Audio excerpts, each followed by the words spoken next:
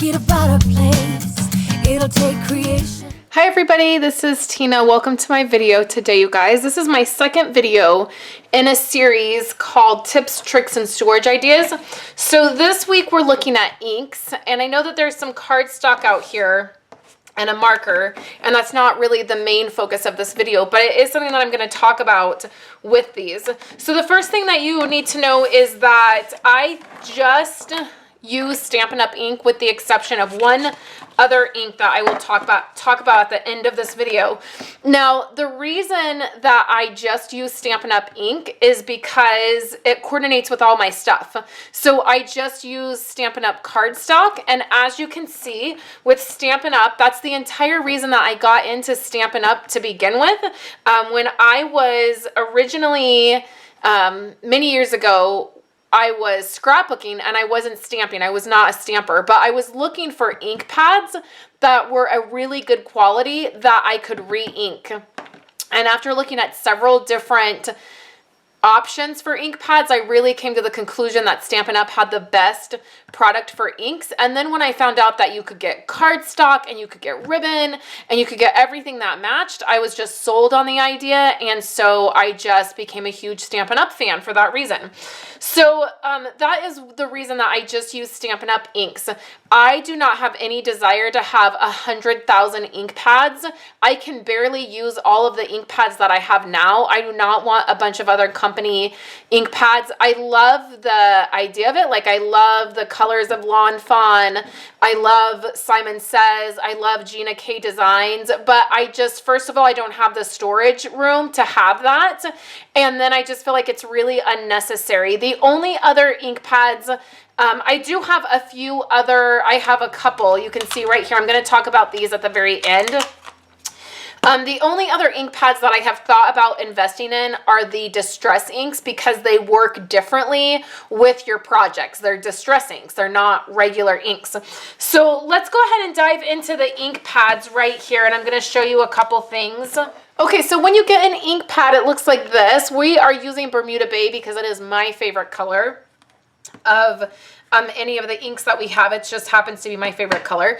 The first thing you're going to notice is it says Classic Stampin' Pad. Now, this is a water-based dye, which means you can watercolor with it. You can use your Wink Estella pens with it. You can use your Spectrum Noir glitter pens, and anything that is wet is going to react with this ink. So the great thing about Stampin' Up is I love the way their ink pads open up. So the way you open up an ink pad is you are going to, first when you get it, you're going to see that there is a sticker on the back that you can pull out and put the name and the color on the outside. It's in several different languages. So when you are holding your ink pad, there are these little grooves in the side. You can see that. On each side, it goes in a little bit, and then there's these raised dots. So you're going to be able to hold on to that really well. I just like to hold it with my finger on the back, my thumb on the side, and then a finger right there in that other hole right there. Then you see there's 3 little dots right there. You're going to push your ink pad, and it's going to pop out from this side. Then you're going to lift it up, slide it, and then you can slide it in. I love this design of an ink pad for several reasons.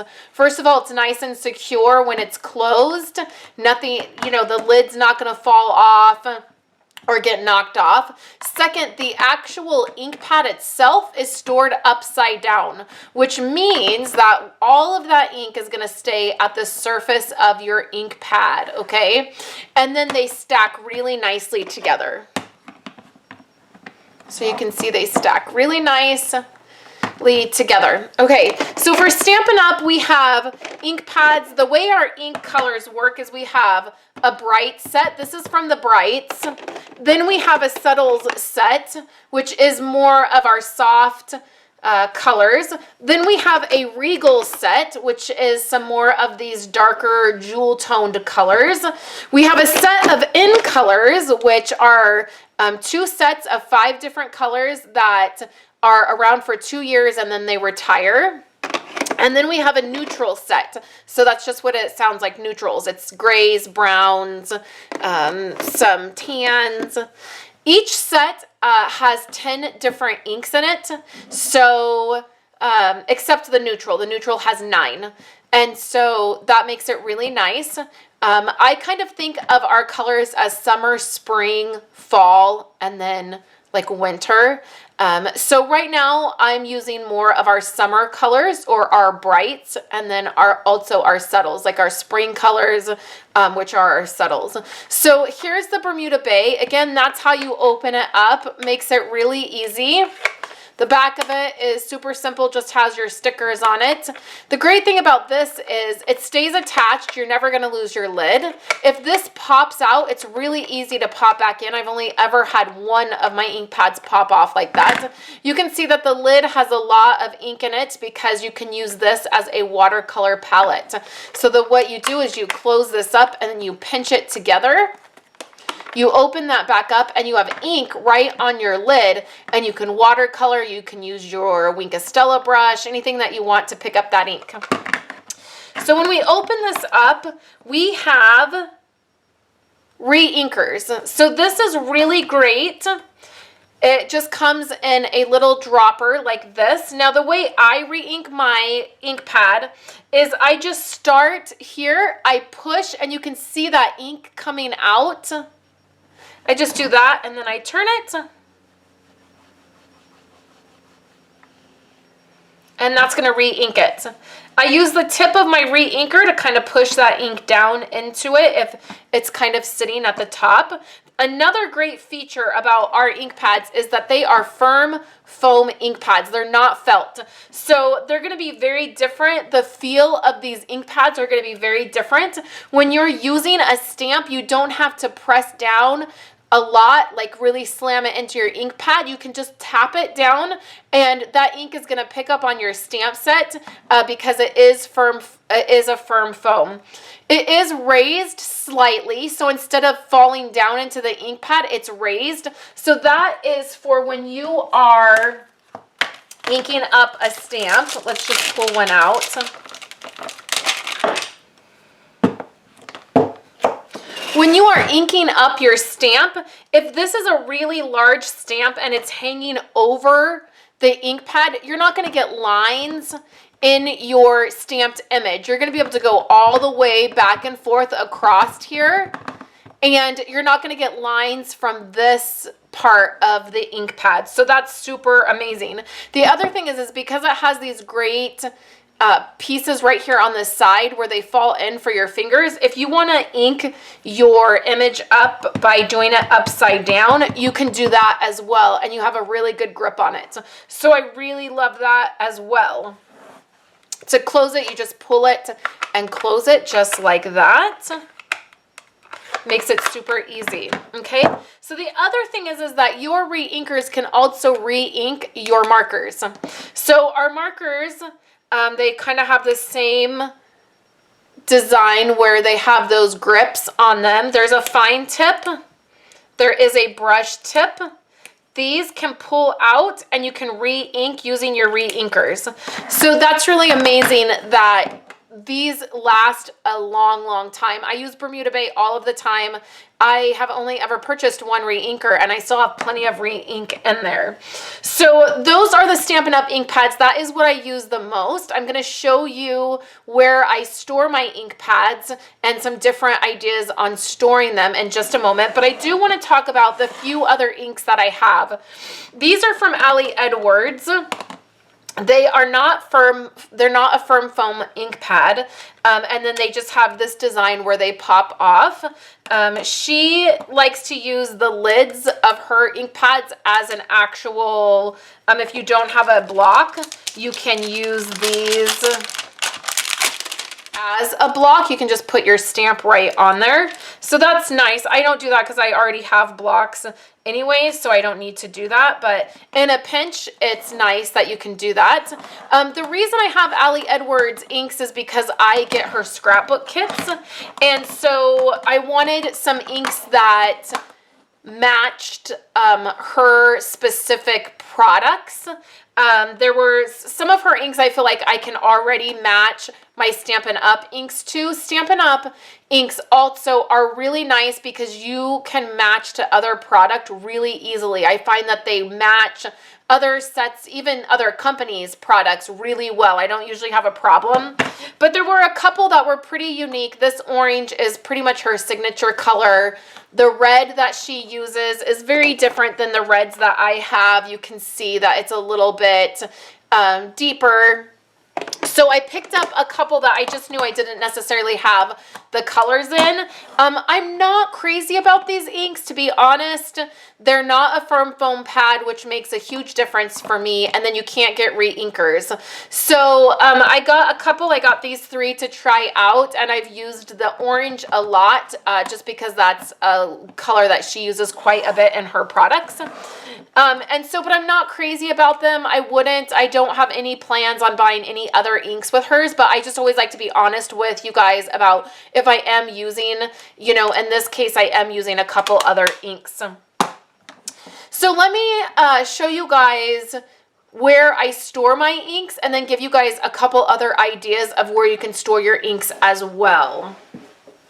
So you guys can see right here, this is where I have my inks. I'll back up a little bit. This shelf right here is actually a shelf that I just found at a yard sale. And I think you used to put plates on it. I think it was like a kitchen something or another. I painted it.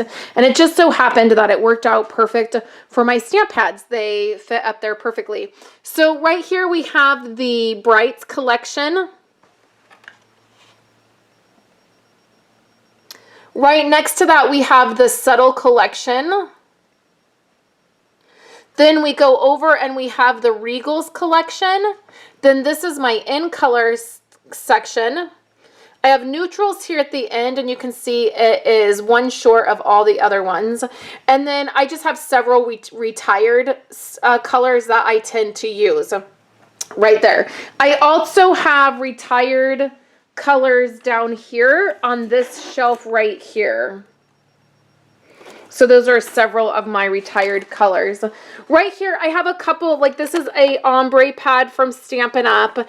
And then these are the gold and silver ones that I have. And these were ones that Stampin' Up sold.